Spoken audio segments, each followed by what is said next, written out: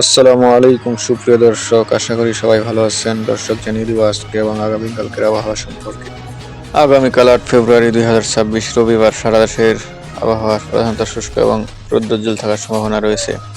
তাপমাত্রা: দিনের সর্বোচ্চ তাপমাত্রা 26 ডিগ্রি সেলসিয়াস থেকে 29 ডিগ্রি সেলসিয়াস এবং রাতের সর্বনিম্ন তাপমাত্রা 15 ডিগ্রি সেলসিয়াস থেকে 17 ডিগ্রি সেলসিয়াস এর মধ্যে থাকতে পারে।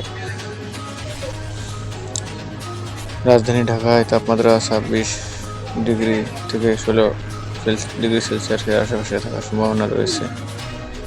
কুয়াশা ভোরের দিকে দেশের নদী অববাহিকার কোথাও কোথাও হালকা থেকে মাঝারি ধরনের কুয়াশা পড়তে পারে।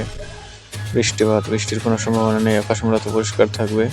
বাতাসে আর্দ্রতার পরিমাণ প্রায় 54% থাকতে পারে, ফলে আবহাওয়া কিছুটা শুষ্ক মনে হতে পারে। দেশের উত্তর এবং উত্তর পশ্চিমাঞ্চলের কিছু এলাকায় একটি মৃদু শৈত্যপ্রবাহের আভাস থাকলেও সামগ্রিকভাবে তাপমাত্রা বাড়ার দিকে রয়েছে। আজ সারা দেশের সর্বনিম্ন তাপমাত্রা শ্রীমঙ্গলে 8.4 ডিগ্রি সেলসিয়াস।